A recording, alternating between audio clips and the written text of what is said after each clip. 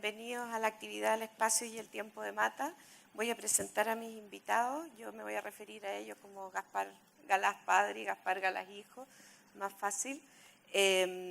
Voy a empezar presentando a Gaspar Galaz padre, quien es escultor e historiador del arte. Se formó en la Escuela de Arte y en la Facultad de Filosofía y Ciencias de la Educación de la Universidad Católica, donde ha realizado toda su carrera y ha sido profesor desde el año 1966. Y Gaspar Galaz hijo, a mi derecha, es licenciado en Física y Magíster en Astronomía por la Universidad de Chile, es doctorado en Astrofísica por la Universidad de París y actualmente es director del Instituto de Astrofísica de la Universidad Católica, de donde también es profesor titular. La modalidad de actividad que vamos a tener hoy día es que cada uno va a tener entre 10 y 15 minutos para hacer una presentación de cómo enfrenta la pregunta que nos lleva a estar aquí juntos, y después vamos a tener un tiempo de conversación y después unos 10 minutos para que ustedes pregunten. Como corresponde, le vamos a dar Muchas gracias, la Olaya. palabra al padre. En primer lugar, agradecer la presencia de todos ustedes en este conversatorio. No es fácil conversar con un hijo aquí arriba en un escenario, pero bueno. Así es que, primero que todo, entonces agradecerle a ustedes la presencia. En segundo lugar, agradecer, ¿no es cierto?, a Fundación Puerto Ideas, a Chantal Señorio, a Olaya Sanfuente, ¿no es cierto?, que está dirigiendo, no sé si va a ser muy ordenado o desordenado, no sabemos muy bien. En todo caso, quiero aclarar que Mata es un pretexto para conversar, sobre el espacio, ¿no? Tuve bastantes reuniones con Mata, la verdad, en París, y el maestro me enseñó mucho, y el maestro me metió, obviamente, en la cabeza bastantes problemas, todavía insolubles, como por ejemplo, ¿no es cierto?, el problema de la revolución interior del ser. Su preocupación fundamental, ¿no es cierto?, era cómo poder definir el ser humano. Y a propósito de eso, ¿no es cierto?, Mata me decía, mira, el ser humano a lo que más teme es ser humano, no le teme nada más que a eso, le teme más que a la muerte, ser humano. Pero, obviamente, ¿no es cierto?, quiero señalar rápidamente que Mata, o sea, uno de los temas fundamentales de su pintura es la problemática del tiempo y el espacio. Pero, ¿no?, creo que fue, mirando sus obras, ¿no es cierto?, los años 50, yo creo que fue el primer ecologista, conjuntamente con Joseph Beuys, alemán, en preocuparse justamente del estado del mundo, del estado de la naturaleza. Por otro lado, también yo creo que Mata fue el primer feminista, ¿no es cierto?, que he conocido en la historia, ¿no?, en los años 70, muy preocupado, me decía, comillas, mira Gaspar, ¿cuándo podrá ser el tiempo en que la historia la escriban las mujeres y no los hombres? Yo creo que vamos a conocer una parte del mundo y una parte, ¿no es cierto?, del desarrollo y la cultura totalmente diferente. Bueno, yo que estoy de acuerdo con Mata en todo caso, pero bueno, está bien. Bien, entonces el punto del espacio es que finalmente, ¿no es cierto?, entre la astronomía que busca, si me equivoco, me corrige después, ¿no?, la astronomía, ¿no?, esta ciencia tan maravillosa, busca nada menos y nada más, ¿no es cierto?, que ver dónde estamos, qué somos, cuál es nuestro papel en el universo, si es que tenemos algún papel, yo creo que no tenemos ninguno, pero no importa. Ver, ¿no es cierto?, también a partir de ahí la posibilidad real, ¿no?, de superar, y eso es totalmente claro y preciso en la ciencia, superar en algún momento en los próximos siglos efectivamente la muerte. Yo creo que uno de los temas, como decía Mata, ¿no es cierto?, también está en el centro de su pintura, es la muerte. Igual que, ¿no es cierto?, Rodin tenía como centro, ¿no es cierto?, su escultura la muerte, es el contrapunto entre vida y muerte, igual que Van Gogh, ¿no es cierto?, también lo tiene Mata. Entonces, hay un cuadro en el Museo de Arte Moderno de Nueva York que se llama Vértigo de Eros, ¿no?, del año 44, que siempre está puesto, ¿no?, nunca, es un cuadro enorme, ¿no?, que está puesto en el museo, siempre ha sido uno de los cuadros ¿no? Clave conjuntamente con la señorita d'Avignon de Picasso, que nunca lo sacan. Bueno, en ese cuadro, Mata trata de definir dos cosas. Uno, cómo presentar y representar el infinito, cómo representar en las artes visuales, concretamente en un cuadro, ¿no?, lo que no tiene posibilidad alguna de ser dimensionado por el ojo. Y digo el ojo, ¿no es cierto?, porque obviamente, ¿no es cierto?, la gran lección durante siglos de la pintura occidental fue línea horizonte, puntos de fuga, el punto o varios puntos, como el caso de Cézanne, ¿no? Líneas, ¿no es cierto?, que convergían hacia un punto de fuga, y de alguna manera se construía la ficción del espacio. Nada de eso está en Vértigo de Eros. Mata, ¿no es cierto?, elimina toda referencia con lo conocido, toda referencia, ¿no es cierto?, que nos lleven a reconocer algo del mundo, ¿no?, y niega sistemáticamente en ese cuadro la representación de lo conocido. Y va directamente, ¿no es cierto?, hacia lo desconocido. A él lo desconocido era como el elemento fundamental de su quehacer diario, en dibujo, en escultura y en pintura. Pero también tenía una maravillosa condición, la de ser no solamente un vertor, no solamente ser para ver, porque esa es la definición clave de Mata del ser humano, es un ser para ver, es un ser para conocer, sino que el punto es dónde estamos situados. Y entonces ahí viene una serie muy grande que también la vamos a ver aquí, una obra o dos, que se llama La explosión del cubo, o el público, nosotros, entrar a un cubo de pura pintura, donde se pierda toda referencia con el mundo exterior y tengamos entonces una especie como de pintura habitable, ¿no?, una especie de cosmos habitable realizado desde la pintura, ¿no?, técnicas mixtas, óleo sobre tela, etc., ¿no? Entonces, recordemos, no sé si alguien la vio, que fue una exposición realmente maravillosa, ¿no?, que fueron los 100 años de conmemoración en el Centro Cultural La Moneda, cuando yo también formaba parte del directorio. Ahí estaba, ¿no es cierto?, en el piso un cuadro, a los lados un cuadro y arriba otro cuadro. Podemos mostrarla, Gaspar. Estaba más adelante, pero para Sí. que... La próxima. De Profeteur. Ahí está el cubo. Ahí está. El cubo abierto. Bueno. Pequeña historia. Otra persona que estaba muy preocupada, ¿no es cierto?, del tiempo, sobre todo el transcurso, y obviamente el espacio, era Monet, que ustedes todos conocen.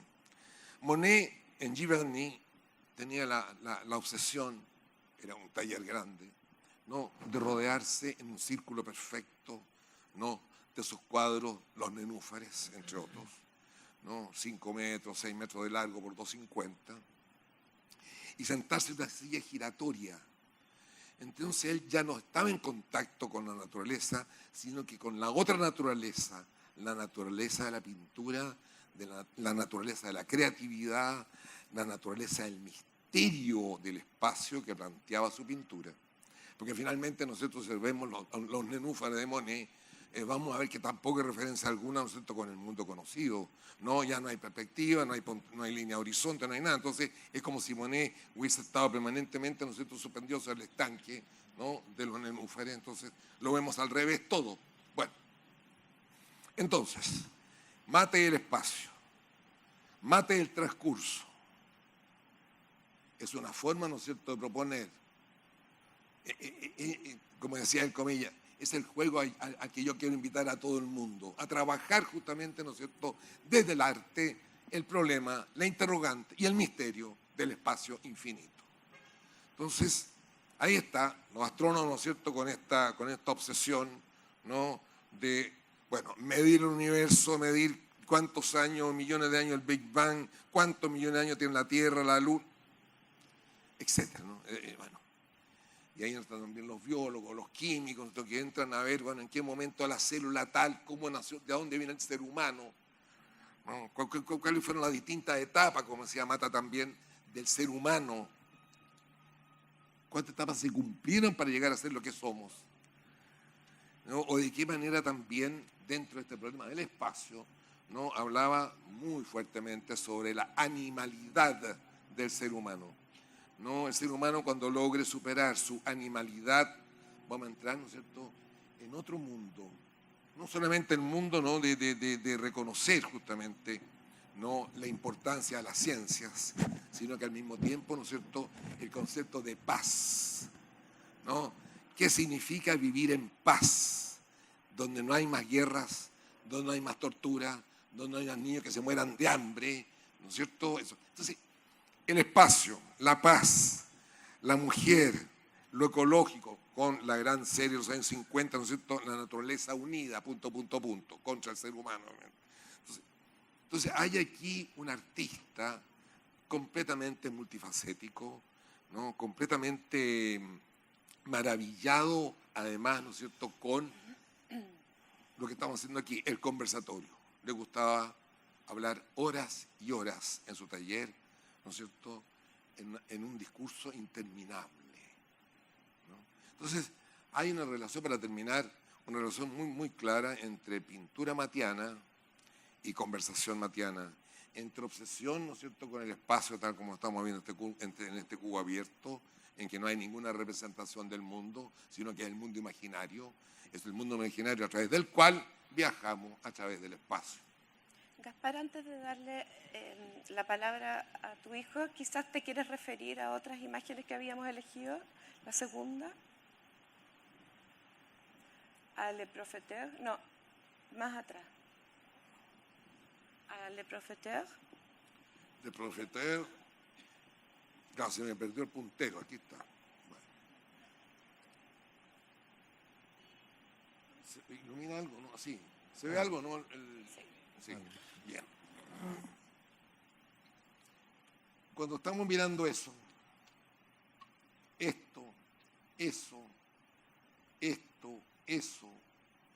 cuando estamos viendo ahí, el punto de Mata, sobre todo en Vértigo, en el Profeteur, es que coloca una cantidad importante de elementos plásticos en los primeros planos y luego, ¿no es cierto?, reduce con mucha rapidez, ¿no es cierto?, a un infinito, que es eso. Eso no tiene distancia, no sabemos qué distancia, ¿no es cierto?, tiene nuestro ojo respecto de eso. No hay distancia. Entonces, este es el vacío. No funciona. Caput ya. Entonces, ahí está el espacio. Entonces, todo este mundo está suspendido en el espacio, igual que nosotros que estamos aquí conversando y se nos ponemos un poquitito más complicado y comenzamos, ¿no es cierto?, a separarnos de la Tierra y empezamos a ver el globo terráqueo suspendido en el espacio. El vértigo es absoluto, ¿no? Pero el vértigo es el vértigo de Eros. Mata, para terminar la explicación, ¿no?, intenta también explicar ese vértigo absolutamente inexplicable, absolutamente, ¿no es cierto?, imposible de cuantificar, de explicar, incluso de la psiquiatría, qué significa, ¿no es cierto?, el Eros. Bueno, Eros y Tanato, pero vamos a hablar de Eros, ¿no? Entonces, hay ahí una manera también de representar y de presentar la investigación sobre el Eros como infinitud del deseo. ¿Y la próxima?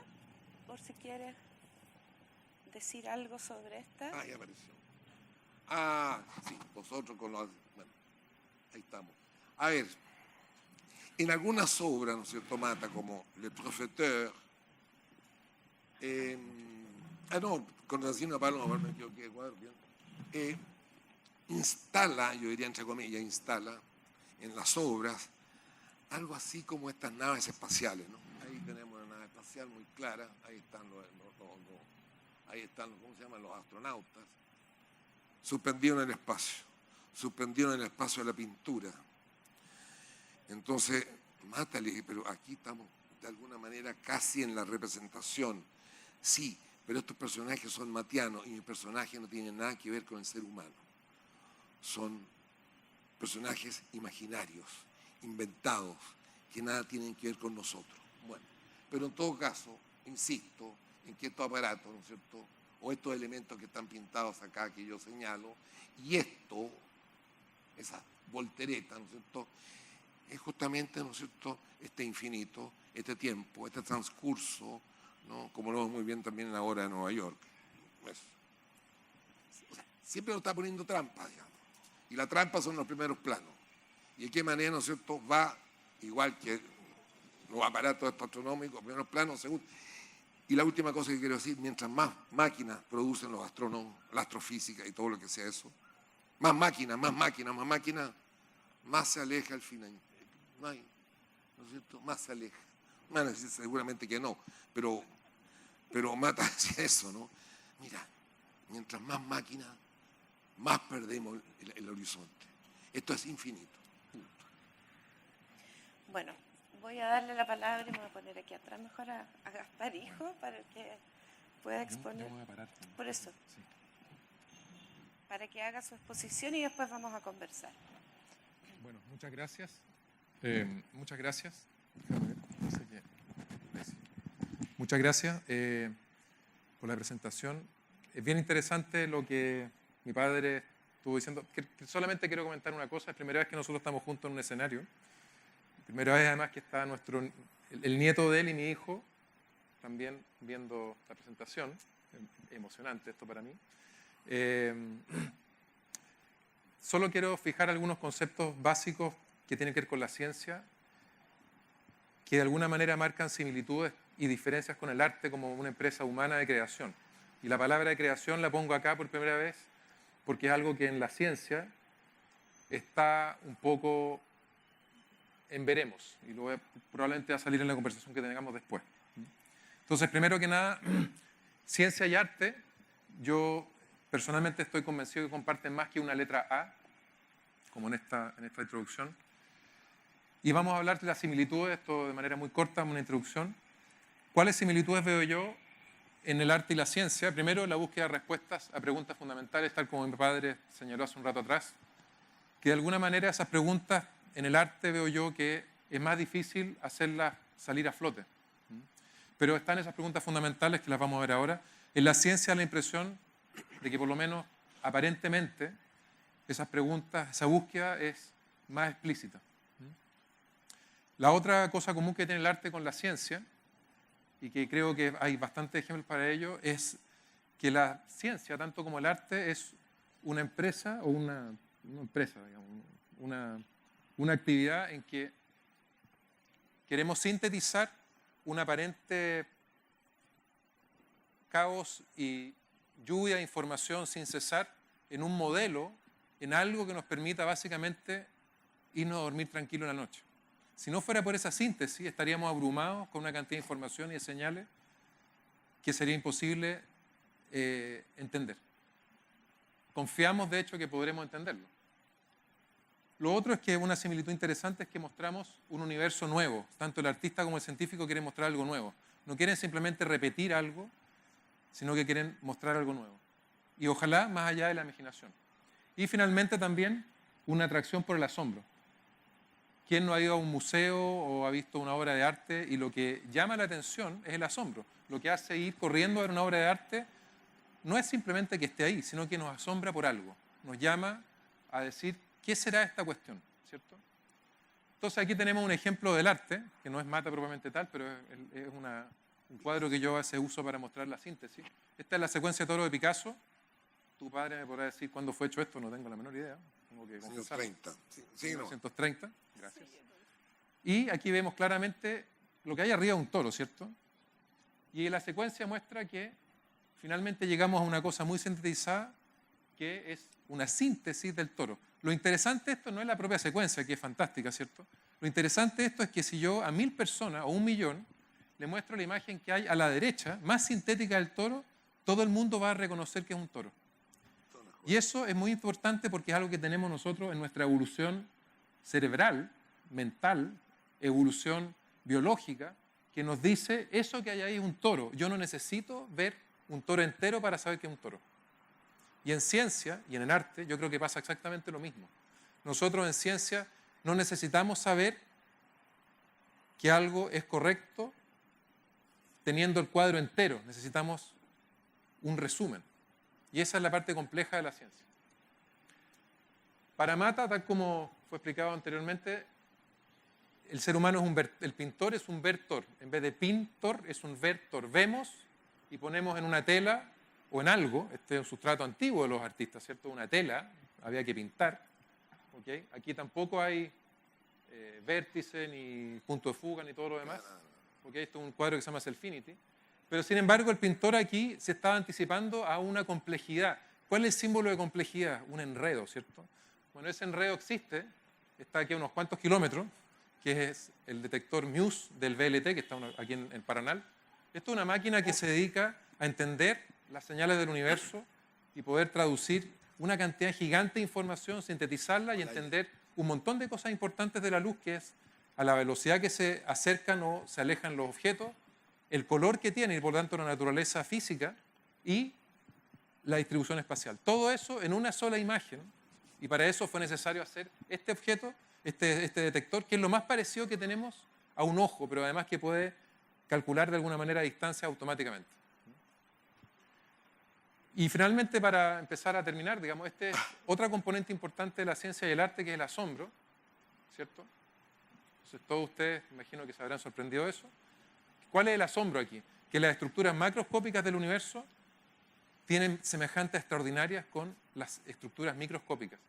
El ser humano, y este es un misterio, digamos, tenemos el mismo acceso a las cosas que son igualmente chicas que igualmente grandes. Claro, uno podrá decir, bueno, obvio, estamos como observadores, tenemos que estar en la mitad, ¿cierto? Pero lo que es impresionante es que las estructuras, tanto físicas como las leyes que regulan el universo, aunque no entendemos todo lo chico con lo grande, ¿cierto?, se repiten entre lo chico y lo grande.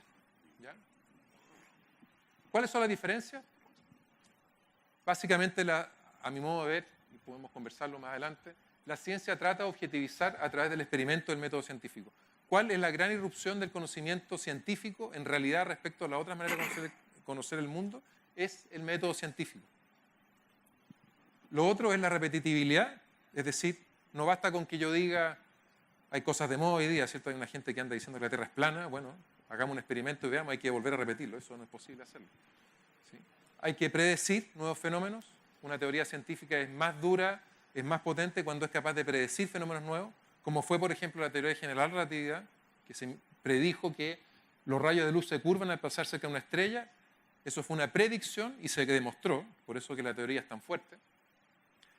La otra característica de la ciencia es la falsabilidad. ¿Qué significa eso? Que una idea científica, una prueba científica, va a ser cierta mientras no haya otra prueba que muestre lo contrario. Siempre es posible hacer eso. En el arte esto no existe, no porque esté mal o esté bien, porque no forma parte de su dimensión. Por lo menos en lo que es el conocimiento del mundo. Y finalmente la ciencia reposa en un lenguaje extremadamente poderoso que por alguna razón misteriosa, no sabemos por qué, la ciencia se comporta según ese lenguaje que son las matemáticas. ¿Okay? Sin embargo, lo interesante de esto, y eso es la maravillosa cosa de las matemáticas, la matemática es un aparato axiomático. Yo parto de axiomas que no son ni verdad ni falsos, son axiomas. Sin embargo, la naturaleza le hace caso a esos axiomas. No sabemos por qué. Y finalmente, un trabajo científico debe tener necesariamente una conclusión. En el arte eso no necesariamente es cierto. Esto es el método científico así a la Google, ¿cierto? Todo esto es una caricatura, por supuesto.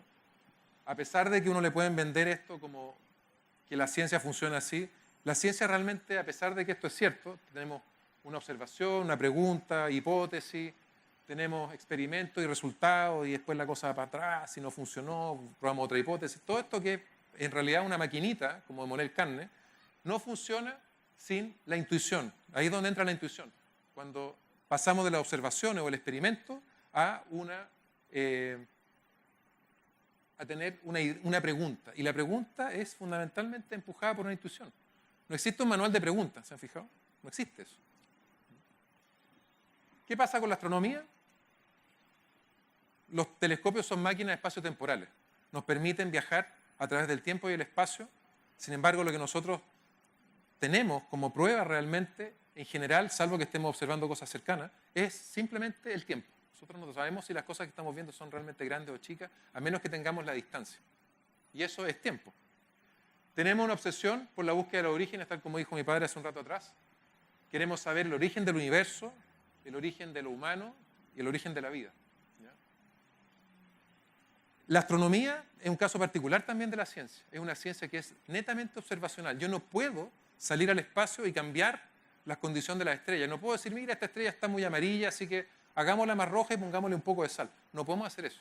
Los físicos experimentales, los químicos y los biólogos pueden hacer experimentos en un laboratorio. Cambian las condiciones experimentales y las condiciones de borde y condiciones iniciales y pueden cambiar las variables y ver si la teoría se ajusta o no a las observaciones, al experimento. En astronomía no podemos modificar el laboratorio en lo absoluto, pero tenemos una gracia. Tenemos miles de millones de objetos repetidos. Es posible también usar la computación y la física para crear un universo imaginado, y eso es una cosa que no tiene mucho tiempo. Tendrán unos cuantos decenas de años solamente.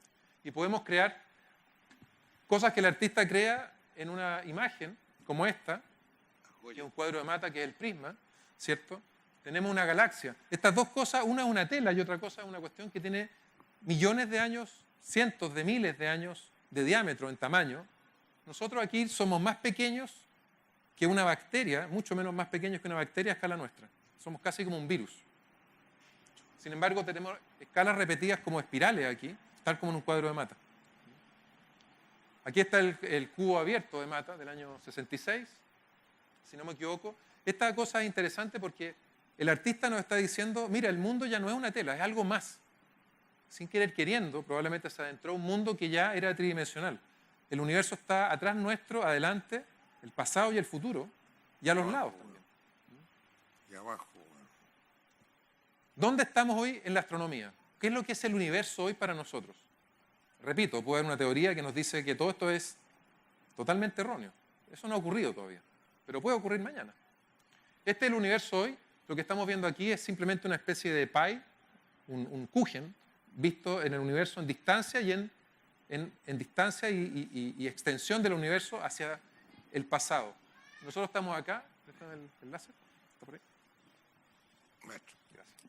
Entonces tenemos aquí, estamos nosotros acá al medio y vemos el espacio hacia afuera. Hacia atrás y hacia adelante, hacia atrás en la espalda, no en el tiempo, digamos.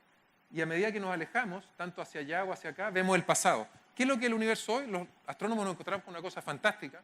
El universo no es homogéneo en su distribución de materia, en este caso son galaxias, sino que tenemos enormes agujeros de unos 200 millones de años luz donde no hay materia.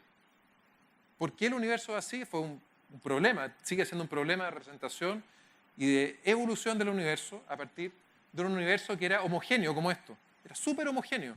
Eso es lo que nos muestran las observaciones de la radiación cósmica de fondo. El universo era extremadamente homogéneo. Solo tenía fluctuaciones de temperatura, que eran de densidad finalmente, de 10 elevado a menos 5 grados Kelvin. O sea, una 100 milésima de grado Kelvin. ¿Cierto? Llegar de esta imagen del universo extremadamente plano y homogéneo a un universo en el cual sabemos que estas inhomogeneidades crecen y se transforman en filamentos que dan lugar a la distribución que observamos de las galaxias, tal como lo mostré en la imagen anterior. Ese ha sido un trabajo de la cosmología durante los últimos 20 años. Por supuesto, la computación permite generar este tipo de simulaciones, donde nos metemos ya no en un cuadro plano, sino que en un espacio tridimensional, donde podemos representar estos vacíos enormes a través del universo y vemos los filamentos. Nuestra galaxia se encuentra en uno de estos filamentos, y hay miles de millones de filamentos, en un espacio que aparentemente parece ser infinito. ¿Qué es lo que descubrieron los astrónomos? Así como los economistas inventan unas palabras medias alambicadas para explicar lo inexplicable, aquí la palabra clave es límite. El universo parece ser finito, pero es ilimitado. Ese es un concepto que vamos a conversar más allá, que probablemente Mata también se imaginó en sus pinturas, digamos, algo que fuera con un fin, pero ilimitado, sin límite. Puedo dar vueltas permanentemente en un espacio que tiene un volumen dado, pero que es ilimitado. Con eso termino. Aquí hay otras simulaciones. Esto tiene que ver con una galaxia espiral. Esta es una de las últimas simulaciones que se han hecho con supercomputadores que se demoran 6 meses en inventar un universo a partir de lo que conocemos de la física y la cosmología en un computador y hacer un universo de juguete para simular solamente la formación de una galaxia como la nuestra. Solo usando las leyes de la física. Aquí me quiero detener y podemos pasar a la conversación. Gracias. No, yo quisiera aclarar, ¿puedo decir algo? Sí, por supuesto. Aplausos.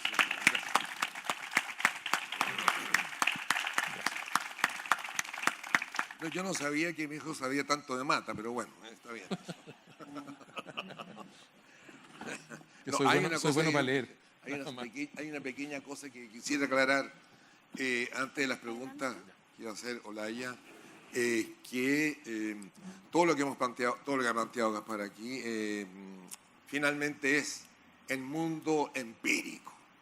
Es decir, yo constato un hecho, lo veo, lo registro, lo fotografío, etc. Pero ahí está. Entonces, no hay vuelta. Yo creo que en el siglo XX, fin del siglo XIX y todo el XX y XXI, el método empírico se ha ido profundizando de tal manera, ¿no?, que el mundo en el que trabajan, ¿no es cierto?, los científicos, parte efectivamente, ¿no es cierto?, de esa realidad. Un poco lo que sucedió, y esto es muy importante anotarlo, porque parte desde ahí, ¿no?, esa mañana, ¿no?, en la Normandía, en el puerto de Le Havre, el maestro Monet, ¿no?, con ese cuadro Impresión Sol Naciente, del año 1872. ¿Qué es lo que quiso hacer? Quiso, desde una pintura reinventada, desde una metodología pictórica nueva, poder detener en el menor tiempo posible la salida del sol en el horizonte. Entonces lo logró, más o menos se calcula que son más o menos 11, 12 minutos, ¿no es cierto?, entre la línea de horizonte donde está puesto el sol finalmente en el cuadro. Pero entonces está toda la contraluz, todos los primeros planos están en negro o en azul cobalto, muy oscuro, y todo está borrado. Finalmente, ¿no es cierto?, las cosas pierden sustancia, pierden contenido, pierden sus límites, ¿no es cierto?, no hay límite del mundo, ¿no?, visible, justamente por el problema de la luz y por el problema, ¿no es cierto?, del transcurso de la luz. Entonces, Monet estaba con su cuadro, su atril y su caja de pintura frente a la salida del sol. Entonces, es muy importante ese cuadro de Monet y es muy importante, ¿no es cierto?, los problemas planteados por Mata, ¿no? Cuando él inventa, ¿no es cierto?, todo lo que hemos visto, ¿no? Inventa un cosmos pictórico, ¿no es cierto?, que no tiene ninguna posibilidad de ser lo que la suerte tienen los científicos de que el mundo les cree todo. Y a nosotros no nos cree nadie nada, o sea, ahí estamos complicadísimos, ¿no? Porque a Mata, ¿quién le cree? Nadie. Pero si nos metemos, digamos, de la teoría, ¿no es cierto?, analítica, vemos que efectivamente nosotros ahí hay una concreción de una imaginación y de lo empírico fantástico. Y eso es creatividad pura. Eso. Gaspar, profundizando un poco más en eso, porque ustedes nos han ayudado a romper esa división binaria entre método científico y creatividad, donde pienso que los dos pueden contar cómo también entra, en el caso de Mata, la idea de hipótesis. Él dice que él no pinta, sino que desarrolla una hipótesis. Sí, o en el caso de la ciencia, la importancia de la intuición como para poder desarrollar el método científico. ¿Qué dirías tú, Gaspar? Bueno, ya que toca el tema de la creatividad, algo dije al principio. Voy a caer aquí. Hay un dato interesante. La semana pasada salió un artículo en la revista Nature, que el título es Science of Science, Ciencia de Ciencia. En la ciencia hoy en día es una industria, ¿ya? Por supuesto están los científicos que andan en la playa pateando piedrecita y tratando de imaginarse una cosa increíble. Todos tratamos de hacer eso, yo también, ¿eh? Sin embargo, en la revista Nature salió un gráfico muy interesante en este artículo, que esto es de la semana pasada. El lado izquierdo de ustedes, ¿okay?, tienen un gráfico donde hay una curva que aumenta exponencialmente, la línea roja acá, ¿okay?, que muestra el número de papers científicos desde el año 1900 hasta el año 2000 y tanto, con proyección hasta el año 2020. ¿Ya? Todas las ciencias, botánica, paleontología, astronomía, física, física teórica, física nuclear, todo junto. ustedes lo que tienen acá es que la productividad científica aumenta exponencialmente, ¿correcto? En el lado derecho tienen otro gráfico que es del mismo año, 1900, hasta la proyección 2020, en que muestra, estos señores reunieron cientos de millones de papers de todas las ciencias desde el año 1900 y buscaron una máquina programada con inteligencia artificial, eso es otro tema que no vamos a hablar ahora quizás, pero buscó todos los títulos científicos donde había una palabra o un concepto o una frase que era nueva, como una manera de recrear o de definir la creatividad. ¿Y qué es lo que se encontraron? Que en el gráfico de su derecha, de ustedes, el gráfico con la línea azul, los papers, los artículos que satisfacen ese criterio, que es la definición de creatividad, aumentan linealmente. ¿Qué significa eso? Que ustedes aumentan la productividad monstruosamente, pero la creatividad aumenta ahí nomás, un poquito. ¿Ok? Y a mi modo de ver, ya que esto es una conversación, ese es el lado B de la ciencia. ¿Ok? En que los científicos como yo y como otros estamos metidos y que es un tremendo peligro.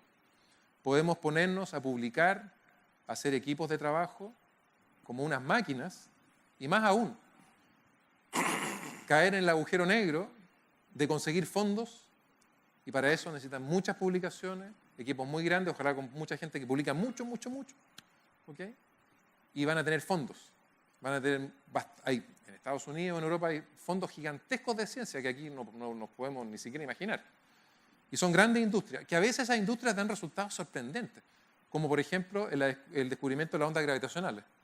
Eso es una cosa impresionante. Las ondas gravitacionales, el descubrimiento que fue el 2015, las ondas gravitacionales, fue una empresa gigantesca, una de las más grandes empresas, y dio resultados a pesar de que ya estaban a punto de cortarle todos los fondos, que no eran pocos, y descubrieron las ondas gravitacionales. Ahora, por supuesto, son una estrella magnífica, pero es una de las grandes excepciones, en realidad, que ha habido en la ciencia de gran escala en el mundo.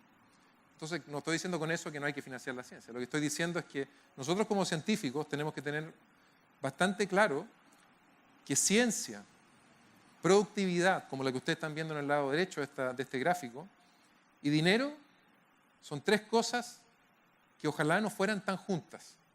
¿Ok? Porque hay otra cosa que es importante, lo que pasa con la productividad. Si yo me hago muy amigo de la productividad científica sin límite, me hago muy amigo del dinero. Y eso significa perder la libertad. Ese es otro tema también, que también yo creo que es bastante actual con los artistas, ¿cierto? Así es. ¿Cómo hace un artista para no perder su libertad y poder vivir? Bueno, ahí te respondí la pregunta de la creatividad. Hay que decir lo que hizo Picasso. Si no quieren, no quieren. Yo voy a trabajar igual, así que me sigan. Y el público, los marchands y los grandes inversores en arte lo siguieron y la apuntaron. Bueno, está bien. Pero a propósito de la creatividad que tú señalas, solamente decir 2 o 3 palabras en torno a cómo en estos últimos 40 años la creatividad de los artistas chilenos ha aumentado de manera exponencial.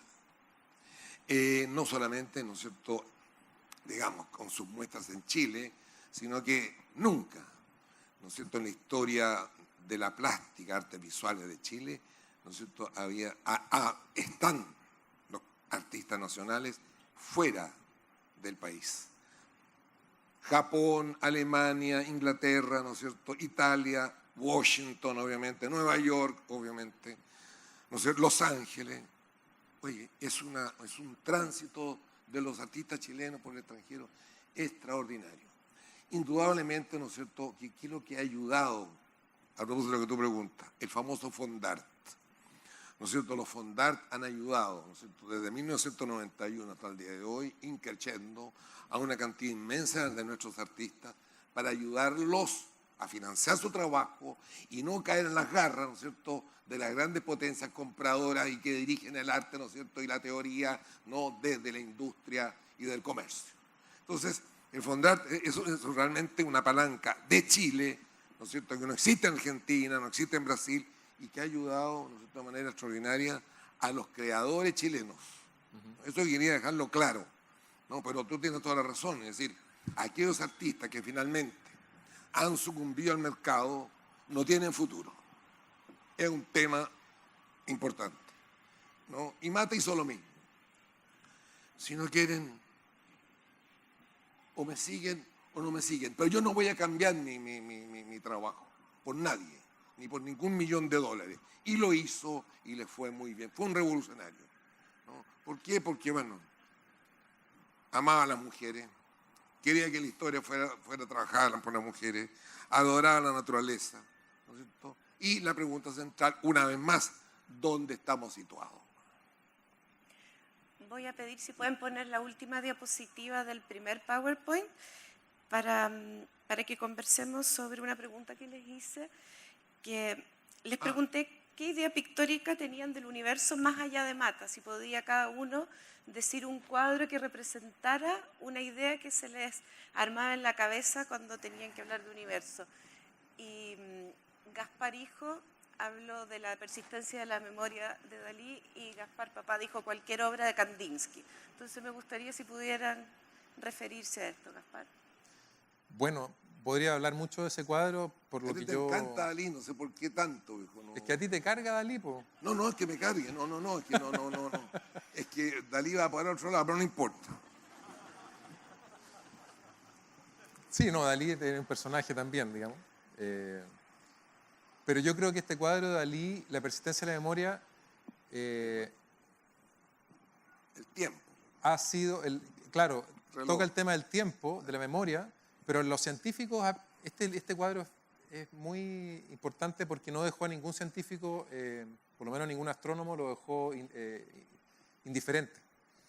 Porque el problema del tiempo, una de las mayores cosas, digamos, mayores problemas que se ha enfrentado un astrónomo, por lo menos cuando estudia, que es más joven y estudia la astronomía, son las escalas de tiempo. Solo para que ustedes se hagan una idea, quizás esto lo han escuchado un montón de veces, digamos, el Sol lleva 5.000 millones de años brillando y le queda cerca de 1 millón de años, perdón, cerca de 900 millones de años más brillando tal como lo hace, probablemente un poquito, 1.000 millones de años, pongámosle, le queda brillando tal como lo hace ahora. Después van a empezar a ocurrir algunos cambios. Pero, ¿qué quiero decir con esto? Que por muy antiguo que nos parezca algo en la Tierra, es extremadamente nuevo. La historia de la humanidad es un chispazo en la historia del universo. Si uno pudiera comprimir desde el Big Bang hasta ahora, o sea, de 14.000 millones de años atrás, a un año calendario, esto es una antigua receta de Carl Sagan, ¿cierto?, que es el calendario cósmico, vería que la evolución del ser humano en la Tierra es apenas las últimas horas del 31 de diciembre. ¿De acuerdo? Entonces, ¿qué quiero decir yo con esto? Que hay otro milagro que ha ocurrido en esto de la comprensión del universo. Es entender un universo espacio-temporalmente extraordinariamente extendido hacia el pasado en un chispazo de nuestra especie. Eso es una cosa que es bien impresionante. Y por eso que este cuadro impresiona tanto a los astrónomos, impresiona tanto a los científicos en general, porque es la persistencia de la memoria del universo en una memoria de una especie que no es más que un chispazo en la historia del universo. Eso es un milagro de nuestra especie que, no sé, quizás Luis Larrondo, que está por ahí, nos podría explicar, digamos. ¿Y Kandinsky te dice algo? Kandinsky no me dice nada, y lo lamento, digamos, pero es la verdad de las cosas, no me dice mucho. Son cuadros, yo tuve mucho tiempo, cuando estudié, tenía este cuadro en la parte de atrás de la computadora, digamos, porque me daba como una especie de ánimo por los colores, pero la verdad de las cosas es que no me dice mucho, pero lo lamento. Digamos, yo te voy a explicar, una cosa muy corta, muy precisa. Bueno. Esa es la idea. Muy breve, porque es larga la historia. Hay que haber estudiado arte para eso. No. Ese es el punto. Sí, claro, pero al mismo tiempo, ¿no es cierto?, hay que desarrollar, como decía muy bien Mata, ¿no?, la sensibilidad del ver. Darse el tiempo, preguntarse una y otra vez, ¿qué estoy viendo? ¿No? Bueno, ya lo señaló Magritte en la mañana con este señor, que no me acuerdo el nombre, que estaba hablando de la conciencia, fue muy interesante, que es otro tema. Kandinsky es el referente absoluto de Mata y de toda la pintura abstracta, ¿no es cierto?, y constructiva que viene después de los años 29. Kandinsky es el primero en llegar, ¿no es cierto?, a Nueva York, ¿no? El año 1913, ¿no? A través de Marcel Duchamp, ¿no es cierto? Y los primeros cuadros de Kandinsky del año 9, 10, 11, 12 van a estar presentes ya el año 29 con la creación del Museo de Arte Moderno de Nueva York en la sala de exhibición.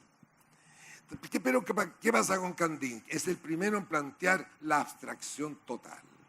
Es decir, el pintor y el artista visual no necesitan del mundo exterior para poder, ¿no es cierto?, hacer funcionar una obra versus el surrealista de Dalí, ¿no es cierto?, que trabaja con los residuos de la representación del mundo. Es una especie de metáfora bastante infantil, porque es bastante literaria, ¿no es cierto?, y por eso que ustedes se equivocan, ¿no? En cambio, ¿no es cierto?, Kandinsky es un tipo que inventa el mundo en la primera acuarela abstracta del año 1910, ¿no?, que es más o menos, el mismo menos del 21 de septiembre del año 10, cuando nosotros estábamos inaugurando, ¿no?, el Museo Nacional de Bellas Artes. Y estábamos expulsando, ¿no es cierto?, a Juan Francisco González, porque Pedro Lee lo encontró horroroso y un insulto al público, así que para afuera, nuestro Juan Francisco González, que es el mejor pintor, ¿no es cierto?, hasta el año 30. Pero bueno, 1910, primera acuarela abstracta donde no hay absolutamente nada. ¿Qué es lo que hay? Solamente gestos.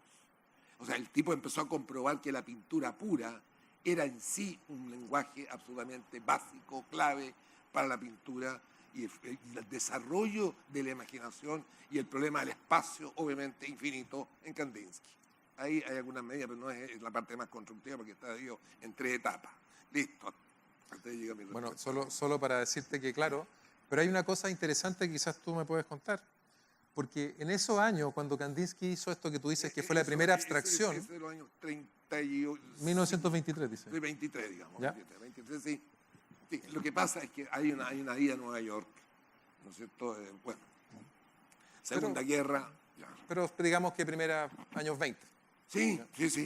En esos años, en física ocurrió una revolución extraordinaria, que fue la irrupción, diría yo, de la ciencia cierta pero engañosa, eso es una palabra que acabo de inventar ahora, que fue la mecánica cuántica. La mecánica cuántica en la física fue una verdadera revolución, no porque nos permitiera inventar los transistores, y alguna vez le escuché eso a alguien que no fue eso. Lo importante de la mecánica cuántica no es que nos permita ahora hablar por celular, porque ese es el resultado de eso. Lo maravilloso de la mecánica cuántica fue que fue la primera ciencia donde todas las pruebas experimentales de que el universo se comporta de otra manera, a nuestra escala no existen. Y tuve que creerle a la teoría, y muchos años después, experimentalmente, con los teléfonos celulares, con los computadores y otras cosas, ver que la mecánica cuántica funciona. ¿Okay? ¿Y por qué digo eso? Voy a hacer una prueba inmediatamente con esto. Todos estamos sentados acá en una silla y podemos tocar el suelo. Y un artista diría, el suelo es sólido, ¿cierto? Porque nuestros sentidos nos dicen que es así. Es lo que quizás trató de hacer Mata, en que vio el universo como lo veía, más allá de la imaginación. Pero es lo que él veía, era un ver. Pero la primera enseñanza de la mecánica cuántica es que lo que yo veo o siento es falso. El universo no es así. Esta mesa, este suelo, no es sólido. Es en un 99,99% es vacío. Totalmente vacío. ¿Ok? Es totalmente vacío. ¿Qué es lo que hace que sea sólido? La fuerza eléctrica. Es solamente eso. Pero la distancia entre los electrones, los protones, los núcleos atómicos, las partículas que hay fuera del átomo, del núcleo, las distancias que hay entre estas partículas y sus tamaños son más pequeños que las distancias entre los planetas y los tamaños relativos al planeta del Sol.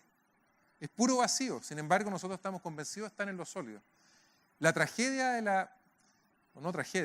la dificultad de la ciencia es romper esas barreras entre lo que yo veo en el experimento y lo que es de verdad. En astronomía eso pasa todo el tiempo, es lo que llamamos el bias observacional. Lo que yo muestro acá en las simulaciones, lo que yo muestro lo que yo veo a través del telescopio, no es lo que es el universo en realidad.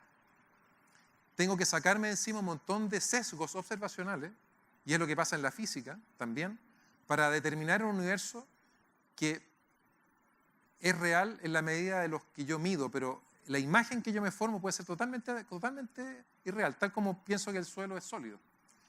Quizás Kandinsky fue el primer artista que pintó la abstracción cuando antes no existía la abstracción en el arte, tal como pasó al mismo tiempo en la mecánica cuántica. Fue la primera rama de la ciencia en que lo que yo veía no era cierto. ¿Okay? Así que ahí quizás hay una cosa interesante entre Kandinsky y la creación de la mecánica cuántica. Bueno, yo tengo una última pregunta para que después el público pueda conversar con ustedes. Hemos hablado de creatividad, de métodos científicos y las distintas formas que ha tenido el ser humano desde que tenemos registro de poder enfrentar la inmensidad del universo, ya sea la observación astronómica, la representación pictórica. Me pregunto qué rol juega en ustedes, o en Mata, según ustedes, o en el arte, la espiritualidad como otra forma que tiene el ser humano de estar en el mundo y tratar de enfrentar la inmensidad. Qué pregunta más complicada. No, es complicada la pregunta, Olayita. Aquí se me va a caer todo el público encima, pero... Tú eres artista. Claro, lo que pasa es que, mira, después de 60 y tantos años, ¿cierto?, con mi amigo los artistas, espiritualidad cero. Pura razón plástica, puro cálculo, puro dibujo, el bien hacer, el rigor, espiritualidad cero. Yo no sé, a lo mejor, ¿no es cierto?, podremos ver algo en Kandinsky, pero ahí es pura matemática, como en Mondrian, pura matemática, ¿no es cierto? Bueno, como en Duchamp, Picasso, solamente la razón plástica. Mata el más racional de todo, digamos, con Duchamp, que era su gran amigo, obviamente, ¿no?, en Nueva York. Yo lo siento, es mi manera de ver el asunto. Ahí están los textos, ¿no es cierto?, de Habermas, de Lyotard, ¿no es cierto?, de Jürgen, etc. Nadie habla de la espiritualidad, no existe el término en arte. Lo siento mucho, pero no existe. ¿Y tú, Gaspar? Yo creo que hay muy pocos científicos que... Yo la espiritualidad no me refiero a la religión, en qué Dios cree, no te refieres a eso, pero para aclararlo para el público. Yo creo que la espiritualidad es una energía que está en alguna parte de uno, o de lo que lo rodea, bueno, en algún lugar, digamos. Esa es casi la definición del ser humano, digamos. Te fijas tú, hay una espiritualidad, hay un ser que inventa, un ser que siente, obviamente, ¿no es cierto? Pero la pregunta de Olaya es la espiritualidad, es decir, de qué manera la espiritualidad objetivada, ¿no es cierto?, en el matemático o en el artista, se expresa y se pone, ¿no es cierto?, a la vista, ¿no? Ahora la voy a expresar a la vista. Yo creo que el último artista espiritual fue tu amigo Dalí. No. El último, él se declara, ¿no es cierto?, católico, apostólico romano, ¿no es cierto?, y monárquico, ¿no es cierto? Entonces, bueno, antes de morirse, ¡viva el rey! Bueno, también, díganos. Mi último amigo espiritual fuiste tú.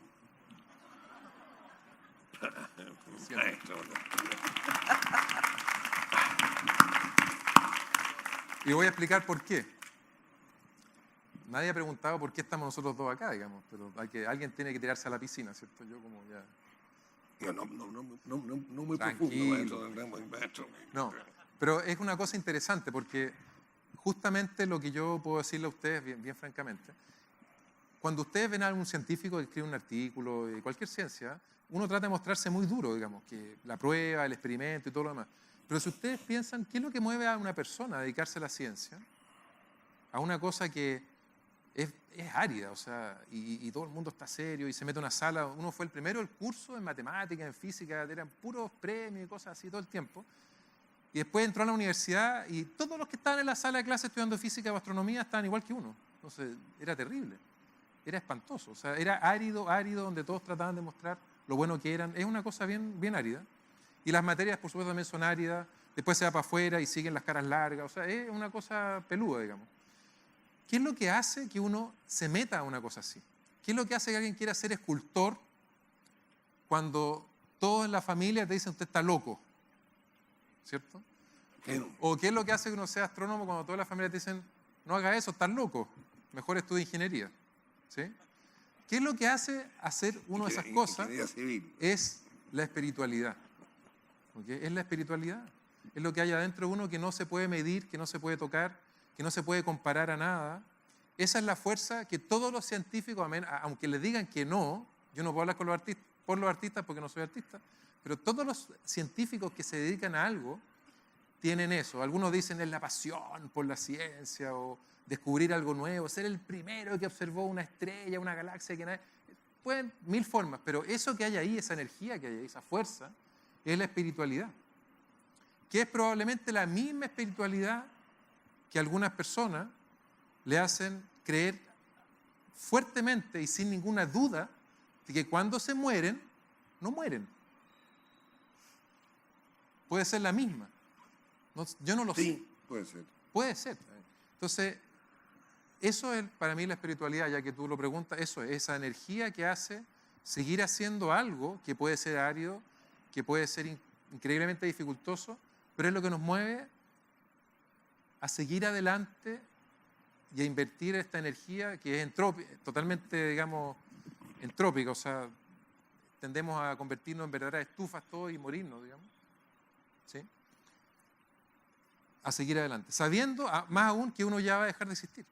Uno decía, ¿para qué voy a hacer todo esto si ya en algún momento vamos a desaparecer? La gracia, y por qué lo hacemos, es que no sabemos ni cuándo, ni cómo, ni dónde vamos a dejar de existir. Bueno, sí.